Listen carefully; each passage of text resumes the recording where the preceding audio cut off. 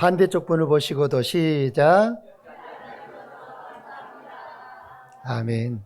예. 옆에는 없어요? 아, 그래요. 여러분, 생각만 해도 감사가 되는 사람, 생각만 해도 감사가 되는 교회. 여러분, 감사하는 삶을 살아간다라고 하는 것은 누구에게나 쉽지 않습니다. 참 어렵습니다. 더 어려운 것은 어떤 일을 생각할 때 감사가 먼저 나오는 것. 정말 어렵죠. 여러분, 누군가를 떠올릴 때마다 감사가 먼저 이렇게 생각나는 그런 사람이 있으십니까? 이름만 불러도 속으로 한번 불러보실래요? 감사가 떠오르는 그 이름. 소리내서 부르라 그러면 옆 사람 시험 들 수도 있잖아요. 그 이름만 떠올리면 감사가 되는 사람. 얼굴만 기억해도 감사가 되는 사람.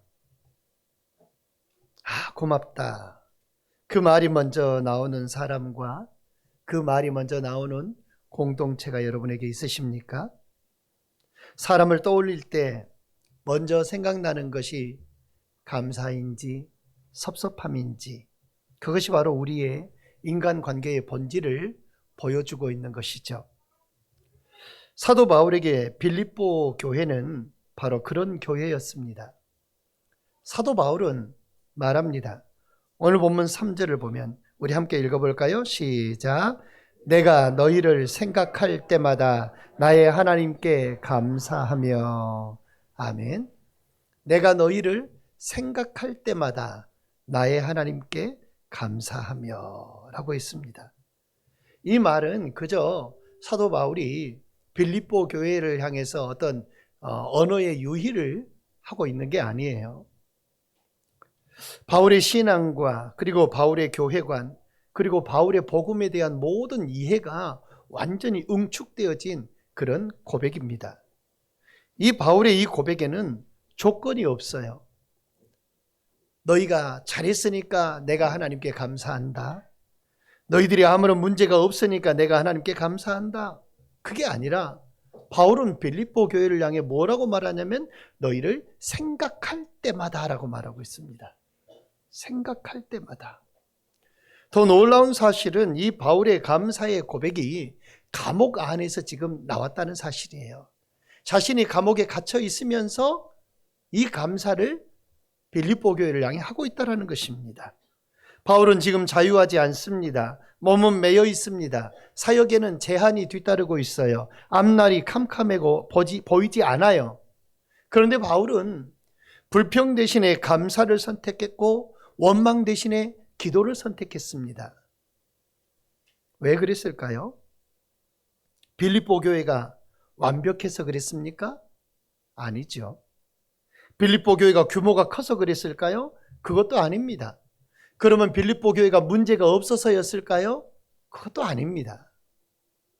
바울이 감사한 이유는 단 하나였어요. 그게 뭐였냐면 그들이 복음 안에 있었기 때문이라고 말하고 있습니다. 너희가 복음 안에 있기 때문에 내가 감사한다라고 했습니다. 오늘 이 말씀을 통해서 우리 새생명교회에 또 우리 성도들 자신에게 스스로 질문해 보시기를 바랍니다. 하나님께 감사하는 교회, 하나님께 감사하는 성도란 과연 무엇일까? 오늘 우리 새생명교회를 섬기는 우리는 어떤 감사의 이유가 되어야 할 것인가? 함께 깊이 묵상하고자 합니다. 먼저 바울의 감사를 보면 3절에 말씀하고 있듯 이렇게 말합니다. 내가 너희를 생각할 때마다 나의 하나님께 감사하며 라고 말하지요. 중요한 표현이 있어요. 바울은 빌립보 교회 너희들에게 감사한다 이렇게 표현하고 있지 않아요. 빌립보 성도 너희들에게 감사한다 이렇게 말하고 있는 게 아니고 바울은 뭐라고 감사해요? 나의 하나님께 감사한다라고 말하고 있어요. 나의 하나님께 감사한다. 이건 신학적으로 매우 중요합니다. 바울의 감사는 사람 중심의 감사가 아니라 오직 하나님 중심의 감사였다라는 것입니다. 빌립보 교회 성도들이 잘해서가 아니에요. 하나님께서 그들 안에 역사했기 때문이라고 바울은 말하고 있습니다. 바울은 그래서 하나님께 감사하고 있어요. 칼빈은 이 구절을 주석하면서 이렇게 말했습니다. 바울은 교회 안에서 발견된 모든 선한 열매를 사람의 공로나 사람의 노력으로 돌리지 않고 오직 그걸 이루신 하나님의 은혜로 돌린다라고 그렇게 고백을 했습니다. 하나님 아버지 앞에서 모든 영광은 하나님께로만 돌려야 된다라고 하는 사실을 말하고 있지요. 사도 바울은 빌립보 교회를 보면서 사람의 열심을 본 것이 아니요 그 열심을 가능하게 하신 하나님의 은혜를 보았습니다. 그것이 바로 올바른 복음의 시선이에요. 사랑하는 여러분, 우리가 교회를 섬기며 조심해야 할 부분들이 있죠. 교회는 저 사람이 있으니까 교회가 잘 돼. 저 사람이 있어서 일이 돼. 물론 반대로 말하면 이렇게 말할 수 있겠죠. 저 사람이 없으면 안 돼. 저 사람이 없으면 일이 안 돼. 이렇게 말할 수도 있겠죠. 물론 상황적으로 보면 어찌 보면 맞는 말일 수도 있을지 모르겠습니다. 그러나 우리는 거기서 멈춰버리면 안 됩니다.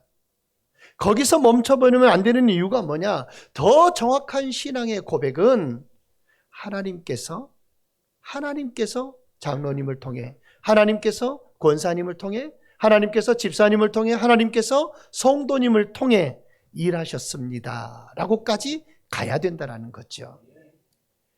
여기에서 멈춰버리면 안 된다는 거예요. 사람에게서 멈춰버리면 안 된다는 거예요. 하나님께로 모든 것이 나아가야 된다는 사실입니다. 바울의 감사는 그러면 사람을 낮추는 감사냐? 그게 아니죠. 사람을 낮추는 감사가 아니라 하나님을 더욱더 높여드리는 감사였다라는 거예요. 하나님께서 각 사람을 통해서 그 하나님의 은혜를 흘려보내는 일을 하셨다는 사실을 여러분 깨달으실 수 있기를 바랍니다. 바울은 빌립보 교회를 떠올릴 때 사람을 보았지만 그 사람 뒤에서 일하시는 하나님의 역사를 보았습니다. 하나님의 은혜의 손길을 먼저 본 것입니다. 어떤 목사님이 이런 고백을 했어요. 교회를 오래 섬길수록 깨닫는 사실이 있다. 사람이 교회를 붙드는 게 아니라 하나님이 사람을 붙들고 계신다는 사실을 깨닫게 된다라고 고백을 했습니다. 사람이 교회를 붙드는 게 아니라 하나님이 교회를 붙드신다라는 겁니다. 어떤 사람은 20년을 섬기다가 교회를 떠나기도 하고, 어떤 사람은 30년을 섬기다가 지치기도 하고, 어떤 사람은 예상치 못한 순간에 눈앞에서 보이지 않기도 한다라는 겁니다. 그러나 교회는, 주님의 피값으로 세우신 교회는 사라지지 않는다는 거예요.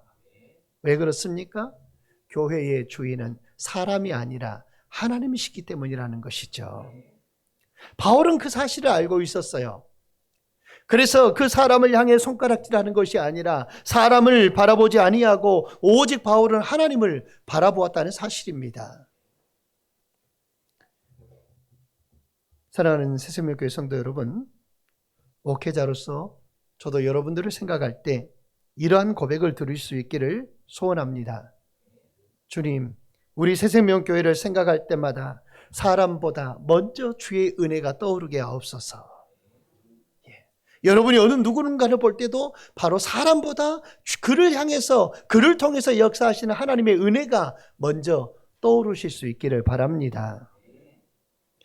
우리가 서로를 떠올릴 때 사람의 실수보다 하나님의 은혜가 먼저 떠오른다면 우리 새생명교회는 이미 복음 안에 서 있는 교회일 것이고, 하나님이 하신 일이 먼저 떠오른다면 우리 새생명교회는 은혜의 공동체가 될 것입니다. 사도 바울은 오늘 성경 속에 감사를 하지요. 4절 함께 한번 읽어볼까요? 시작. 간구할 때마다 너희 무리를 위하여 기쁨으로 항상 간구함은. 아멘. 사도 바울이 빌립보 교회를 향해서 기도할 때마다 뭐가 있었어요? 기쁨이 있었다고 했습니다. 기쁨이. 간구할 때마다 너희 무리를 위해서 기쁨으로 항상 간구했단 말합니다. 너희를 위해 기도하는 것은 짐이 아니다, 부담이 아니다, 기쁨이다라고 말하고 있습니다. 여러분, 기도에는 두 종류가 있지요. 두 종류의 기도가 있는데 하나는 어떤 기도냐? 해야만 해서 하는 기도가 있습니다. 꼭 해야만 해서 하는 기도. 또 하나는 생각만 해도 기쁨이 되는 기도가 있습니다. 생각만 해도 기뻐요. 그래서 기도가 된다라는 거예요. 바울에게 빌립보 교회는 바로 이 두 번째였습니다. 그들을 위해 기도할 때 억지가 아니라 해야만 해서가 아니라 그들을 생각할 때마다 기뻐하고 즐거워하는 마음이 그 안에 생겨서 그저 기쁨으로 간구하게 되었다라는 것입니다. 기도해 보면 알지 않습니까? 어떤 사람을 위해 기도하면 마음이 무겁고 마음이 힘든 사람이 있지만 어떤 사람은 이름만 불러도 그 마음이 따뜻해지는 그런 사람이 있습니다. 여러분은 후자들가 되시기를 주의 이름으로 축원합니다. 제 마음에 전자는 없어요. 다 기쁩니다. 여러분들을 위해서 새벽에 기도하고 할 때 제 마음이 기뻐요. 더 믿음 안에서 성장하고 아름답게 세움받을 일들을 기대하면서 기쁨으로 기도합니다. 여러분, 여러분의 이름만 불러도 여러분의 이름만 기억해도 서로 기뻐하며 기도할 수 있는 그런 여러분 되시기를 주의 이름으로 축원합니다. 바울에게 빌립보 교회는 기도해야 될 제목이 아니라 기도함으로 누리는 기쁨이었습니다. 여러분, 우리가 기도의 제목 되지 말고 기도의 기쁨이 되실 수 있기를 바랍니다. 왜 그랬을까요? 그 이유가 바로 다음 절에 나오지요. 5절 함께 읽습니다. 시작. 너희가 첫날부터 이제까지 복음을 위한 일에 참여하고 있기 때문이라. 할렐루야. 너희가 첫날부터 이제까지 복음을 위한 일에 참여하고 있기 때문이다. 바울 안에 빌립보 교회를 향한 기도할 때 기쁨이 차고 넘쳤던 것은 그들이 복음에 참여하고 있기 때문이라고 그렇게 말씀하고 있습니다. 여기에 이 참여한다라고 한 말은 헬라어로 코이노니아, 다시 말하면 교제를 말하고 있죠. 단순히 어떤 그 교제를 의미하고 있지는 않습니다. 옆에서 돕는 것, 옆에서 협조하는 것, 그것 이상이라는 것이죠. 시간만 내는 참여가 아니라, 마음만 응원하는 참여가 아니라 삶을 온전히 나누고 내거는 그러한 참여라고 말하고 있습니다. 재정적으로 동참하며 기도로 동참하며 고난에 동참하고 복음 사역에 동참하는 것, 그것이 오늘 이 성경 속에서 말하고 있는 너희가 첫날부터 이제까지 복음을 위한 일에 참여하고 있다라고 말한 바울의 마음이었던 것이에요. 삶을 함께 내주며 참여하는 것입니다. 빌립보 교회는 사도 바울을 대할 때 유명한 사도로만 대하지 않았습니다. 사도 바울 대단한 사람이죠. 오죽하면 복음성가 가사 가운데 예수님처럼 바울처럼 그렇게 찬송할까요? 그렇잖아요. 예수님처럼 바울처럼 그렇게 살 순 없을까? 예수님처럼 바울처럼 그렇게 살 수는 없을까? 사도 바울이 얼마나 대단하면 가사 속에 그렇게 등장할까요? 그런데 빌립보 교회는 바울을 대할 때 유명한 사도로만 대하지 않았어요. 그들은 이렇게 말한 셈이 되는 겁니다. 다시 말하면 바울 사도의 그 사역은 우리의 사역이고 바울 사도가 복음을 전하다가 고난을 당한 것은 우리의 고난이라고 동일하게 그렇게 여겼다라는 거예요. 그것이 빌립보 교회의 바울을 대하는 모습이었어요. 다시 말하면 복음의 최전선에 함께 서 있다라는 것입니다. 감옥에 있는 바울을 위해 에바브로 디도를 보내고 자신들의 궁핍함 속에서도 헌신했습니다. 어떤 작은 교회 권사님이 이런 말을 하신 적이 있어요. 목사님, 제가 설교는 못해도 교회를 위해 기도하는 그 기도는 멈추지 않겠습니다. 제가 병원에 누워 있어도 교회 생각하면 기도가 나옵니다. 그 권사님은 강단에 선 적이 없습니다. 그 권사님은 말을 많이 한 적도 없습니다. 그러나 그분은 복음의 동역자였던 겁니다. 바울이 말하고 있는 참여는 바로 이런 것이라는 거죠. 그들이 해야 될 일들, 각자 개인 성도로서 감당해야 될 그 일들을 하나님이 기뻐하시는 모습으로 감당해내는 것. 기도해야 될 위치에 있는 사람들은 기도해야 되는 것이고, 물론 기도는 모든 이들이 해야 되죠. 하지만 특별히 더 기도해야 될 사람들이 기도해야 되는 것이고, 특별히 더 복음의 열정을 가지고 그 일을 감당해야 될 사람들이 복음을 전하고, 이런 일들을 각자 맡은 자리에서 해내는 것, 그것이 바로 복음의 동역자가 되는 것입니다. 사랑하는 여러분, 교회는 관람석이 아닙니다. 무엇인가 보는 관람석이 아니에요. 교회는 무엇과 같냐? 사역과 사명의 현장인 것입니다. 사역과 사명의 현장이다. 다시 말하면 교회는 뭐라고 하냐면 영적인 전쟁터와 같은 곳이에요. 영적인 군사를 길러내는 훈련소와 같은 곳이에요. 그것이 바로 교회예요. 어느 누군가는 예배를 준비하고, 어느 누군가는 보이지 아니하는 자리에서 청소하고, 어느 누군가는 기도로 교회를 붙들고, 어느 누군가는 말없이 헌금하고, 복음을 위해서 헌신하고, 이렇게 모든 치열한 사역과 사명을 감당해내는 것이 바로 교회인 것입니다. 이런 복음의 참여가 저와 여러분에게 늘 귀한 사명으로, 사역으로 깨달아지시기를 주의 이름으로 축원합니다.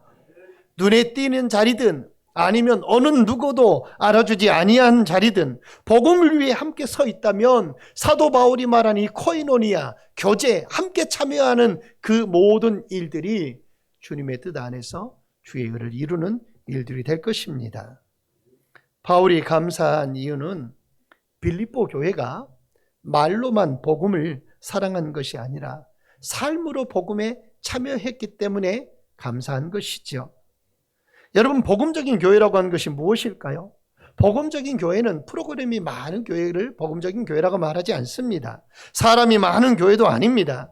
복음의 사명에 함께 서 있는 교회가 복음적인 교회인 것입니다. 우리 교회가 바로 그런 교회이기를 원합니다. 바울의 감사는 6절 함께 한번 읽어볼까요? 시작. 너희 안에서 착한 일을 시작하신 이가 그리스도 예수의 날까지 이루실 줄을 우리는 확신하노라. 아멘. 이 말을 딱 한 문장으로 간단하게 요약하면 이렇습니다. 하나님은 시작하신 일은 반드시 완성하신다. 그 말입니다. 하나님이 시작하신 일은 반드시 완성하신다. 너희 안에 착한 일을 시작하신 이가 그리스도 예수의 날까지 이루실 줄을 우리가 확신한다라고 했어요. 하나님이 하셨으면 하나님이 완성하신다. 그 말이에요. 이 구절은 우리 개혁주의 신학의 심장과도 같은 핵심 구절 중에 하나입니다. 성도를 하나님이 어떻게 견인해 가시는지 그 교리를 끝까지 보여주지요. 한번 따라서 합시다. 구원의 시작도 하나님, 구원의 지속도 하나님, 구원의 완성도 하나님. 할렐루야. 구원의 시작도, 구원을 지속하는 것도, 구원을 완성하는 것도 모든 것은 하나님이 하실 일이라는 것입니다. 바울은 교회의 미래를 사람의 성실함에 걸지 않았습니다. 사람이 성실하니까 교회가 미래가 있다, 그렇게 말하고 있지 않아요. 바울은 확신을 합니다. 무슨 확신을 하느냐? 하나님은 중간에 결코 포기하지 아니하신다라는 겁니다. 바울의 확신은 사람을 향해서 저 사람이 성실하니까, 저 사람이 진실하니까, 저 사람이 믿음이 있으니까 거기에다가 낙관적으로 걸지 않아요. 바울은 하나님을 향한 신뢰를 말하고 있습니다. 빌립보 교회를 보면서 너희들이 고난 중에도 잘 버티고 있구나, 그렇게 말하지 않습니다. 하나님이 끝까지 하실 것이다, 그걸 이야기하고 있어요. 세상의 모든 교회는 다 미완성입니다. 우리 교회도 미완성입니다. 우리도 연약합니다. 때로는 지치고 때로는 무너지기도 합니다. 그러나 교회의 미래는 우리의 힘에 달려있지 않습니다. 하나님이 시작하셨기에 하나님이 끝까지 책임지고 완성하실 줄 믿으시기를 바랍니다. 그래서 우리는 낙심할 것도 아니요, 포기할 것도 아니지요. 새생명교회를 아직도 다듬고 계시고 여전히 우리를 다듬고 계시고, 그래서 하나님은 중단하지 아니하고 우리를 다듬어서 완성하실 줄 믿습니다. 할렐루야. 이런 교회, 이런 성도들 되어야 할 것입니다. 바울은 감사할 때 우리 7절 한 번 더 읽으십시다. 다 같이 시작.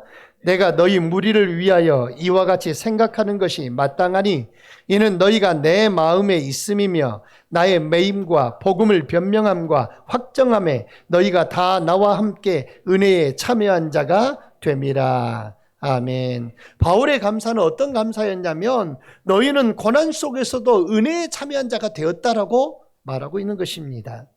복음에는 두 가지의 참여가 있어요. 하나의 참여는 영광에 참여하는 것이 있고 또 하나의 참여는 고난에 참여하는 것이 있어요.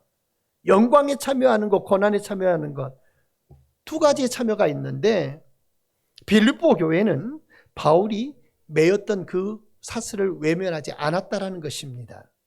함께 아파했고 함께 기도했고 함께 책임졌고, 여기서 우리는 은혜를 이야기할 때 편안함만을 의미하지 않아요. 우리가 은혜라고 하는 찬송을 보면 그 안에 모든 순간순간들이 다 은혜라고 그렇게 고백하고 찬송하잖아요. 예. 아팠을 때도, 예? 고난 중에 있었을 때도 그것이 다 은혜라고, 하나님이 베푸신 은혜라고 찬송을 합니다. 물론 평안할 때도 은혜이겠죠. 그런데 이 바울은 감옥에 갇혀 있고 오해를 받고 핍박을 받고 물질적인 손해도 따르고 그 모든 것들이 하나님의 은혜라고 말하고 있어요. 바로 저와 여러분에게도 이 모든 것들이 은혜가 될 수 있기를 주의 이름으로 축원합니다. 이 모든 것 속에도 빌립보 교회는 바울과 함께 있었습니다. 그것이 바울의 감사였어요.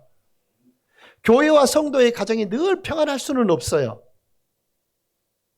그러나 중요한 것은 이것입니다. 우리가 함께 마음을 하나로 모아서 은혜에 참여한 자가 되느냐, 아니면 마음을 함께 모으지 못하고 그 마음이 흩어져 버리느냐. 가정의 평안함도 역시 마찬가지예요. 모든 가족의 구성원들이 마음을 하나로 모으느냐, 아니면 그 마음이 흩어져 버리느냐. 그것이 바로 평안하냐, 평안할 수 없느냐를 규정을 짓게 돼요. 바울은 빌립보 교회가 늘 자신과 함께 있었기 때문에 감사했습니다. 사랑하는 여러분, 우리 모든 지체들에게 서로 함께 늘 하여서 이 감사가 넘칠 수 있기를 주의 이름으로 축원합니다. 하나만 더 감사를 볼까요? 8절 시작. 내가 예수 그리스도의 심장으로 너희 무리를 얼마나 사모하는지 하나님이 내 증인이시니라. 할렐루야.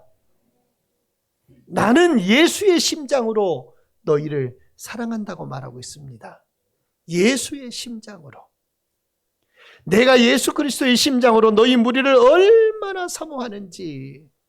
사도 바울은 감정이 아니라 그리스도의 심장이라고 말했습니다. 심장. 우리가 심장을 말할 때 가장 깊은 곳을 말하죠. 예. 개역 개정성경은 이 단어를 심장으로 번역했지만 헬라어 원어 속에 스플랑크나라고 하는 이 말은 내장 혹은 창자를 의미합니다. 예. 내장과 창자. 그 당시에 유대인들에게는 이 부위가, 내장과 창자가 인간의 가장 깊은 감정, 그리고 그 자비가, 하나님의 자비가, 긍휼과 이 모든 것들이 그 안에 처소로 이 장을 그렇게 여겼어요. 바울이 그리스도의 심장으로 사랑한다라고 하는 건 단순히 마음이 따뜻하다 그런 수준이 아닙니다. 예수님께서 십자가에 우리를 위해서 자신의 모든 몸을 찢으셨을 때 느끼셨던 그 단장이 끊어지는 아픔. 예. 여러분 가요 잘 아시죠? 단장의 미아리 고개. 예. 장이 끊어지는 아픔. 예. 그 아픔을 말해요. 장이 끊어지는, 창자가 끊어진 듯한 그런 긍휼. 그것을 바울 사도 자신이 지금 소유했다라는 거예요. 그리스도의 심장을 소유했다라는 거예요. 칼빈은 바울은 자신의 마음속에서 말하는 것이 아니라 예수 그리스도 안에서 지금 말하고 있다라고 그렇게 이야기를 했습니다. 바울의 가슴 속에는 바울의 피가 아니라 누구의 피가 흐른다는 거예요? 예수 그리스도의 피가 흐르고 있고, 바울의 자신의 사랑이 아니라 예수 그리스도의 사랑이 지금 흐르고 있다라고 하는 걸 이야기하고 있는 것입니다. 여러분 안에도 이 예수 그리스도의 심장이 느껴지시기를 주의 이름으로 축원합니다. 그리스도의 심장으로 모든 것들을 대하실 수 있기를 바랍니다.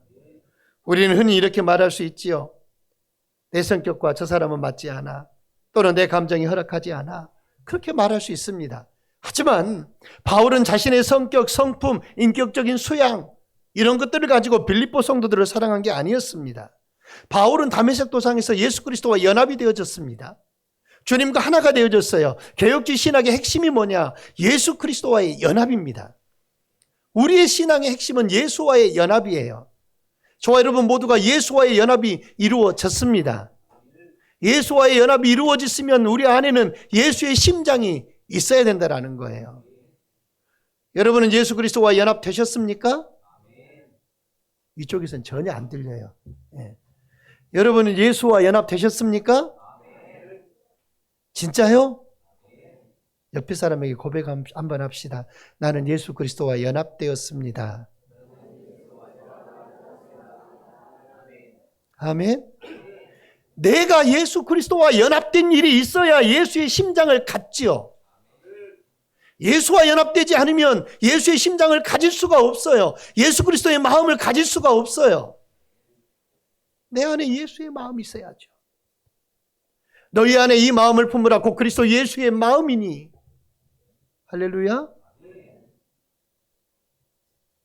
바울의 심장은 지금 예수 그리스도의 심장으로 한자를 쓰면 치환, 바뀌어버렸다는 거예요. 바울의 심장은 예수의 심장으로 바뀌었다는 거예요. 사랑하는 새소명 가족 여러분, 우리가 형제자매를 더욱 사랑하지 못하는 이유는 내 인격이 부족해서가 아니라 내 심장이 아직 그리스도의 심장으로 온전히 붙들리지 않았기 때문이라는 것입니다. 저와 여러분의 심장이 그리스도의 심장이 되어야 합니다. 복음은 내 성격을 고쳐서 사랑하게 하는 것이 아니라 내 안에 예수 생명을 심어서 예수 그리스도의 심장으로 사랑하게 하시는 것입니다. 그게 복음이에요. 나를 고쳐가지고 저 사람을 통해 뭔가 하나님의 역사를 일으키겠다. 하나님이 하신 일은 그게 아니라 내 안에 예수의 심장을 심어서 그 심장으로 사랑하게 만들어버린다는 거예요. 그게 복음이에요. 여러분 생각해 보십시오. 사람이 쉽게 바뀝니까? 우리 그렇게 말하잖아요. 사람 안 바뀌어 그러잖아요. 사람 진짜 안 바뀌잖아요. 저도 60년 동안 갖고 있는 습관 안 바뀌어요. 3살 버릇 여든 간다고 안 바뀌더라고요. 여전히 가지고 있어요. 바꿔서 하나님이 나를 쓰시는 게 아니라 그리스도의 심장을 내 안에 주셔서 이제는 그 심장 가지고 하나님이 일을 하신다는 거예요. 그렇게 믿으시기를 바랍니다. 언제 내가 바뀌어서 주의 일 하겠습니까? 주님만, 주님의 그 은혜와 사랑을 내가 풍성하게 깨달으면 내가 그 일을 할 수 있게 되는 거예요. 하나님이 그렇게 쓰십니다. 8절에 보면 내가 예수 그리스도의 심장으로 너희 무리를 얼마나 사모하는지 그랬습니다. 진짜 바울이 빌립보 교회를 지금 갈망하고 있다는 거죠. 사모한다 그 말은 우리가 잘 쓰는 말이잖아요. 갈망하고 있다는 거예요.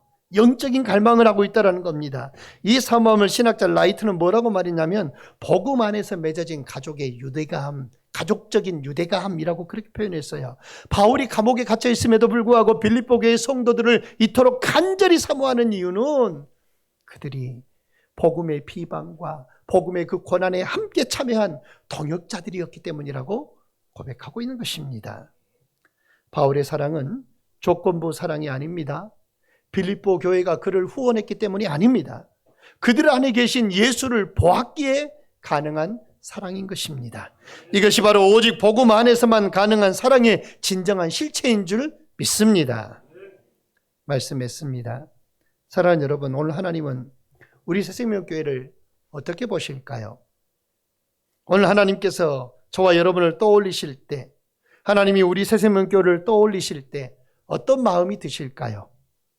새생명교회는 완벽하진 않지만 복음 안에 있다. 새생명교회는 부족하지만 복음에 참여하고 있다. 새생명교회는 내가 끝까지 붙들 것이다. 새생명교회는 내가 시작했으니까 내가 완성할 것이다. 이 마음이 우리 하나님 아버지의 마음이기를 저는 원합니다. 여러분의 마음도 그런 마음이시기를 원합니다. 그리고 언젠가 누군가가 우리 새생명교회를 떠올리며 이렇게 말할 수 있기를 원합니다. 우리 새생명교회를 생각할 때마다 하나님께 감사가 나온다. 우리 새생명교회를 생각할 때마다 감사가 나온다. 우리 장로님을, 우리 권사님을, 우리 집사님을, 우리 성도들을 생각할 때마다 하나님께 감사가 나온다. 이런 감사의 고백이 가득 넘치는 우리 새생명교회, 우리 성도들 다 되시기를 예수님의 이름으로 간절히 축원합니다. 기도하겠습니다. 사랑의 하나님 아버지, 감사합니다. 우리를 먼저 부르시고 복음 안에 세워주심을 감사합니다. 사람의 열심이 아니라 하나님의 은혜로 교회를 이루어 가심을 믿습니다. 새생명교회를 생각할 때마다 감사가 넘치는 교회가 되게 도와주시고 복음에 끝까지 참여하는 공동체가 되게 하여 주시고 우리 안에 시작하신 그 착한 일을 그리스도 예수의 날까지 반드시 이루실 하나님을 신뢰하며 아버지 믿음으로 나아가는 우리 새생명교회와 우리 성도들과 성도들의 가정 되기를 원합니다. 아버지 하나님, 날마다 서로가 서로를 인하여 감사하며 아버지 그리스도의 몸된 교회를 이루어감을 인하여 감사하고 형제 자매들을 더욱더 그리스도의 심장으로 뜨겁게 사랑할 수 있는 믿음의 공동체가 되게 하여 주시옵소서. 예수 안에서 아버지 하나님 한마음 한뜻 되게 하시고 아버지 주님이 기뻐하시는 이 거룩한 마음과 거룩한 열정과 이 거룩한 복음을 들고 하나님 가정으로 돌아가고 삶의 현장으로 돌아가고 직장으로 돌아가고 내가 만나는 모든 이들에게 예수의 심장으로 이 복음을 전할 수 있는 우리 모든 성도들 되게 하여 주시옵소서. 감사드리옵고 살아계신 예수님의 이름으로 간절히 기도드리옵나이다. 아멘.